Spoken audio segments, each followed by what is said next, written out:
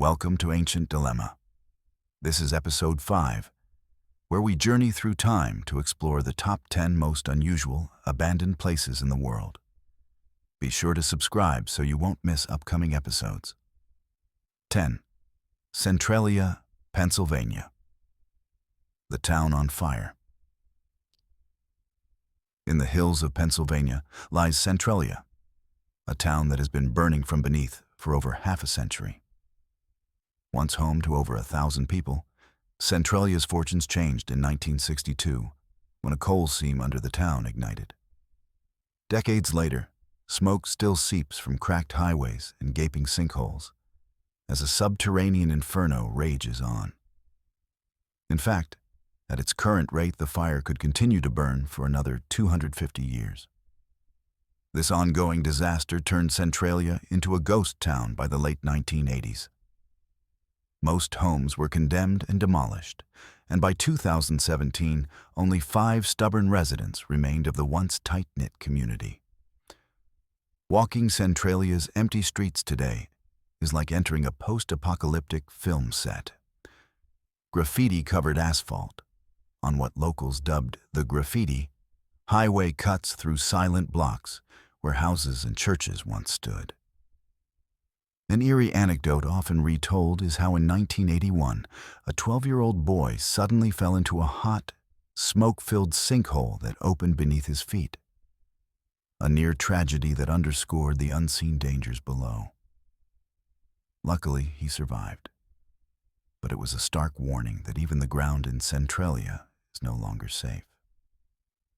With toxic gases and flames venting from the earth, even the dead couldn't rest. Tombstones in the cemetery reportedly buckled and sank into the smoldering depths. Today, Centralia is both a cautionary tale and a morbid curiosity. Nature is slowly reclaiming the land as trees and weeds sprout through cracked pavements. Tourists occasionally venture in, despite official warnings, to glimpse steaming fissures or spray paint their names on the abandoned highway. There's no other place quite like Centralia, a town literally consumed from below, where an ordinary community was erased by an endless, invisible fire. It stands as a smoky, surreal monument to unintended consequences and the resilience and fragility of the places we call home. 9. Dhanushkodi, India, the Lost Land's End. At the southeastern tip of India, Dhanushkodi is a windswept ruin known as India's last land, a place where history and myth entwine. Once a bustling little port town on a narrow sandy spit, Dhanushkodi was obliterated overnight in 1964 when a devastating cyclone roared in from the sea. Winds over 280 kilometers per hour and 7-meter tidal waves crushed everything in their path. An estimated 1,800 people perished in the storm, including all 115 passengers aboard a train that was hurled off the tracks by the surging ocean. By dawn, what remained was a flattened wasteland of debris and sand. The government declared Dhanushkodi a ghost town, unfit for living, and the survivors relocated inland, leaving the shattered town to the elements. Today, Dhanushkodi's desolation is oddly beautiful and haunting. You can walk among the skeletal remains of a church with its roof torn away, the crumbling railway station, and roofless homes slowly being buried by drifting sands. Rusty signposts and broken masonry lie half-submerged in dunes, reminders of the lives that once flourished here. Yet amid the devastation, Dhanushkodi is also a sacred place of legends. According to Hindu mythology, this is the site where Lord Rama built a bridge of stones across the sea to Lanka, Sri Lanka, to rescue his wife Sita, the famed Rama Setu, or Adam's Bridge, described in the ancient epic Ramayana. Indeed, just offshore you can see a chain of limestone shoals peeking above the waters, remnants of a natural ridge that mythology holds as man-made by divine monkeys. Pilgrims still travel to this tip of India to gaze at the mythological bridge, and offer prayers, adding an air of reverence to the ghost town. Visiting Dhanushkodi today feels like reaching the edge of the world. The mainland's last road simply dissolves into sand and surf. On one side is the Bay of Bengal, on the other, the Indian Ocean, their waves converging at a point called Arichal Munai. In the mornings, fishermen cast nets in the shallows, and Hindu priests lead rituals on the beach as the sun rises over the sea. Improved access in recent years, a paved road now extends to the point, has brought a new trickle of curious tourists and religious pilgrims to this once inaccessible site. They wander the quiet ruins and stand in awe where history's tragedy meets mythic lore. Dhanushkodi truly earns its nickname, the Lost Land's End, a place where one can reflect on nature's fury, the impermanence of human endeavors, and the enduring power of legend amid the silence of a vanished town. 8. Poveglia Island, Italy. The plague island of no return. Just off the canals of Venice lies Poveglia, a small island with a mighty dark reputation. Often dubbed the world's most haunted island, Poveglia's tragic history easily explains why. During the Black Death and subsequent plague outbreaks, this island served as a quarantine colony, a dumping ground for Venice's infected masses. Being sent to Poveglia was essentially a death sentence. Plague victims were hauled here to die, and their bodies were burned or buried in mass graves on the island. It's said that over the centuries, tens of thousands perished on Poveglia's soil, their ashes literally mingling with the earth. Local lore chillingly claims over 160,000 people died on this tiny island, and that even today, fishermen refuse to cast nets nearby for fear of hauling up human bones. Unsurprisingly, whispers of vengeful spirits and cursed ground have clung to Poveglia ever since, earning it nicknames like Island of Ghosts and the Island of No Return.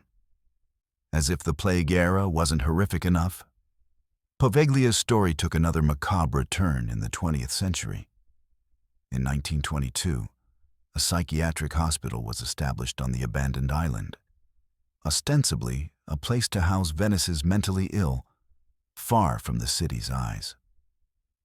According to legend, the head doctor there performed cruel experiments and lobotomies on patients, taking advantage of their isolation. Some tales say this doctor began to witness ghostly apparitions of plague victims and went mad, ultimately throwing himself from the asylum's bell tower to his death. Whether fact or folklore, the stories of tortured souls, both patients and plague victims, have cemented Poveglia's image as a hotbed of paranormal activity. Locals assert that you can still hear anguished whispers or screams echoing from the empty island at night, and that an evil aura permeates the place. Today, Poveglia remains completely abandoned and off-limits. The Italian government has prohibited public visits for decades. The island can only be reached by private boat with special permission. What greets those few brave trespassers who land is a scene of tranquil decay. A cluster of derelict buildings, the remnants of the asylum and quarantine station being slowly devoured by ivy and vegetation. A crumbling church tower, perhaps the infamous bell tower, still stands sentinel over the overgrown grounds. Despite the bright Venetian sun and lapping lagoon waters, an oppressive silence and gloom seem to hang over Poveglia. Some adventurers who have set foot there report an intensely macabre, surreal atmosphere, claiming they felt watched by unseen eyes or witnessed inexplicable shadows in empty corridors. Whether one believes in ghosts or not, the sheer magnitude of suffering that occurred on Poveglia is undeniable. It's a beautiful green island with a nightmarish past, a place where the line between history and horror blurs, earning it a rightful place among the world's most unusual and unnerving abandoned locations. 7. Fordlândia, Brazil. Henry Ford's jungle utopia gone wrong. Deep in the Amazon rainforest lies the skeletal remains of Fordlândia, an American-style town built in the 1920s by automobile tycoon Henry Ford, and abandoned a few years later in utter failure. This surreal ghost town is the legacy of Ford's ambitious and somewhat eccentric attempt to create a rubber plantation utopia in Brazil. In 1928, seeking a reliable rubber source for car tires, Ford bought a huge tract of land along the Tapajós River and set out to carve a Midwestern-style company town out of the jungle. He shipped in model American houses, imported water towers and generators, and even had the town's clock set to Detroit time. At its height, Fordlândia had neat rows of white picket-fenced bungalows, a hospital, a school, a sawmill and power plant, a church, and a recreation hall. Ford envisioned 10,000 happy workers and a self-sufficient community living by his principles of efficiency and morality. In some ways, it was a modern planned town rising from primeval jungle, complete with American amenities like an 18-hole golf course and an ice cream shop. But the reality was far from idyllic. Cultural clashes and mismanagement quickly plagued Fordlândia.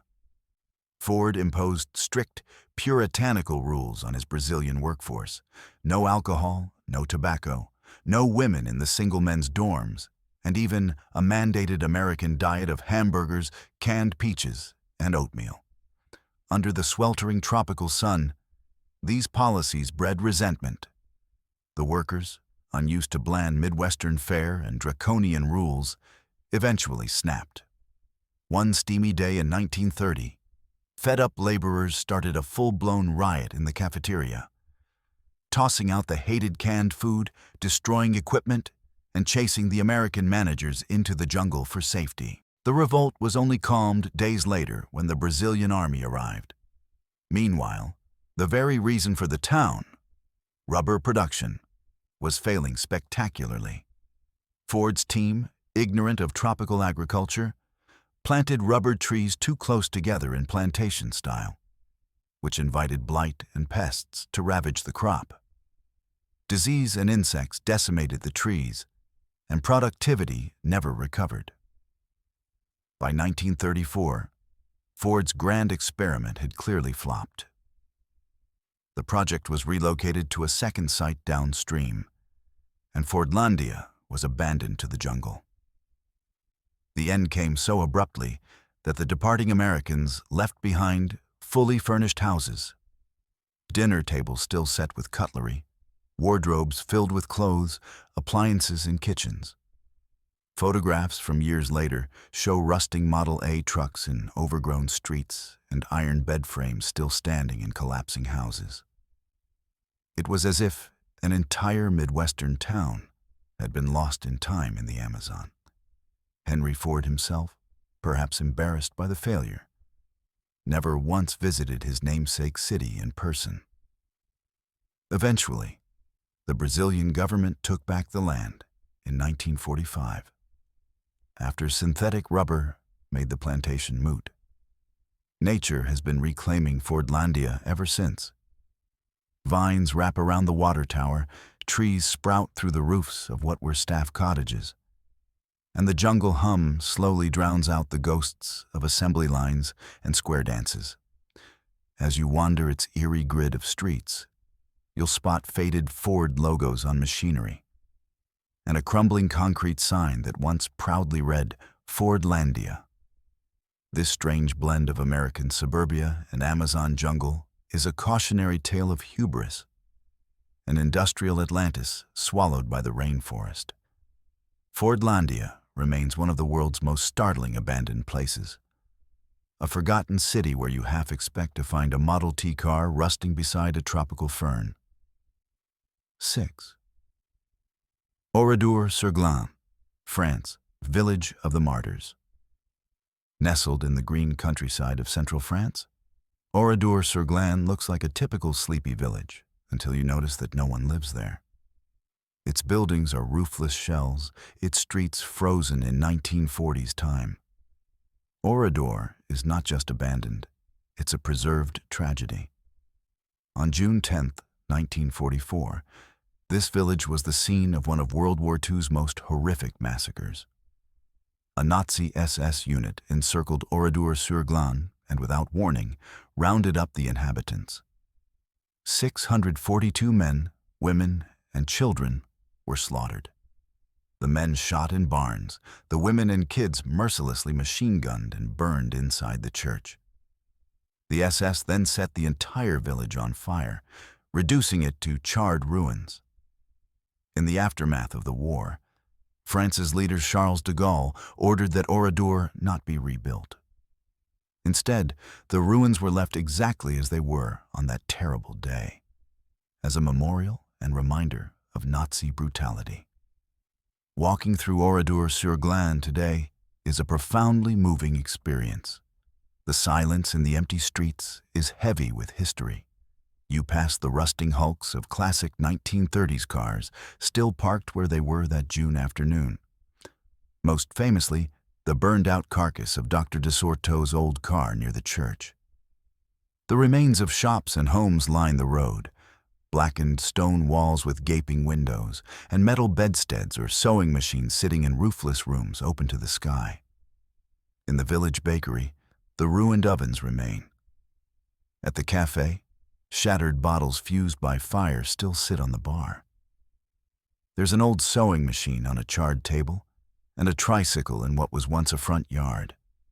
Bullet holes freckle the crumbling walls, especially around the church and the barns where the executions took place.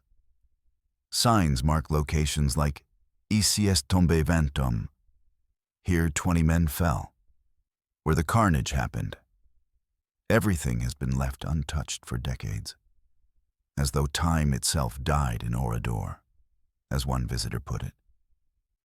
Indeed, tourists can freely roam this ghost village, peering into the eerie remains of an ordinary life violently cut short. The atmosphere is one of deep sorrow and respect. Oradour is often called a martyred village. Near the entrance stands a modern memorial museum that tells the story of the massacre and honors the victims, whose names are engraved on walls. Many visitors leave flowers or notes amid the ruins, paying tribute.